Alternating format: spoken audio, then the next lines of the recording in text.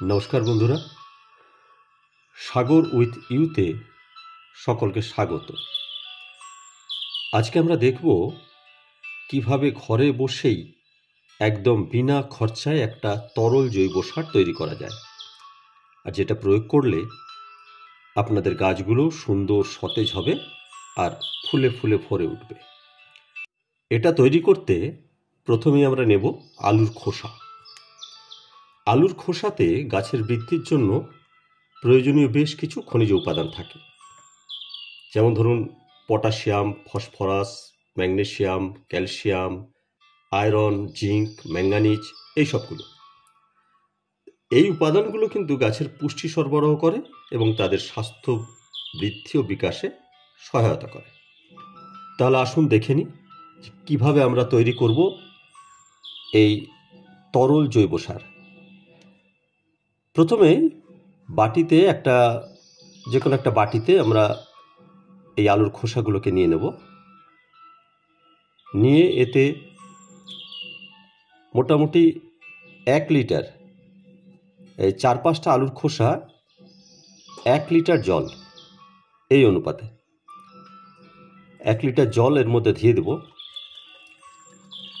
দেওয়ার পরে এটা আমরা গ্যাসে ফুটাবো।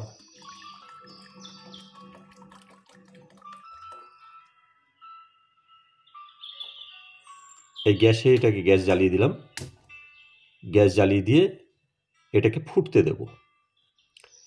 এটা মোটামুটি বেশ কিছুক্ষণ ফোটার পর দেখব যখন জলটা মোটামুটি কমে এসে প্রায় 1/2 লিটারের মতন হয়ে গেছে, তখন আমরা এই গ্যাসটাকে নিভিয়ে দেব। এই মোটামুটি কমে এসছে, এবার এটাকে নিভিয়ে দেব।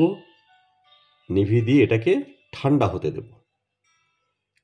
ঠান্ডা হওয়ার পর এই জলটাকে আমরা একটা পাত্রের মধ্যে ছাঁকনি দিয়ে ছেঁকে নেব। আর এই ছাঁকনি দিয়ে ছাঁকার পরে যে খোসাটা পড়ে থাকবে সেটাকে আমরা কিচেন কম্পোস্টের ভ্যাটের মধ্যে এটা ফেলে দেব।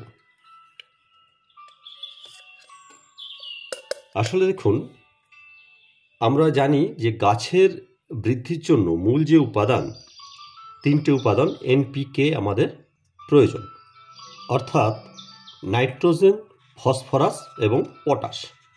এর মধ্যে নাইট্রোজেন বাদ দিয়ে ফসফরাস এবং পটাশ প্রচুর পরিমাণে রয়েছে। আসুন আমরা দেখে নিই কীভাবে এটা প্রয়োগ করব। মোটামুটি 1:5 অনুপাতে, মানে 1 ভাগ এই পটেটো পিল ফার্টিলাইজার তরল জৈব সারটা এবং 5 ভাগ জল দিয়ে আমরা যে কোনো গাছে এটা প্রয়োগ করতে পারি।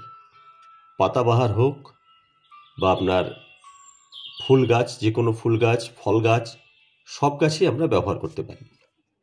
ব্যবহার করলে পরে গাছের রেজাল্ট কিন্তু খুব ভালো। আর একটা জিনিস আপনাদের জানিয়ে রাখি, আমরা এখন অনেক বাগানিরাই কলার খোসার তরল জৈব সার ব্যবহার করি পটাশিয়ামের ঘাটতি মেটাতে।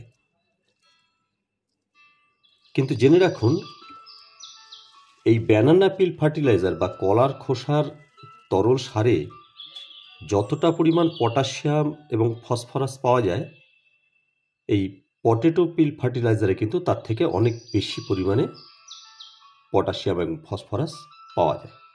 তাই আমি বলবো এই সারটি আপনারা আপনাদের গাছকে সুন্দর সতেজ রাখতে এবং বেশি করে ফুল পেতে ব্যবহার করতেই পারেন।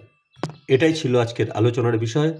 যদি ভিডিওটা ভালো লাগে একটা লাইক করবেন, বন্ধুদের সঙ্গে শেয়ার করবেন, আর যদি চ্যানেলে নতুন হন তাহলে চ্যানেলটাকে সাবস্ক্রাইব করে বেল আইকনটা প্রেস করে দেবেন।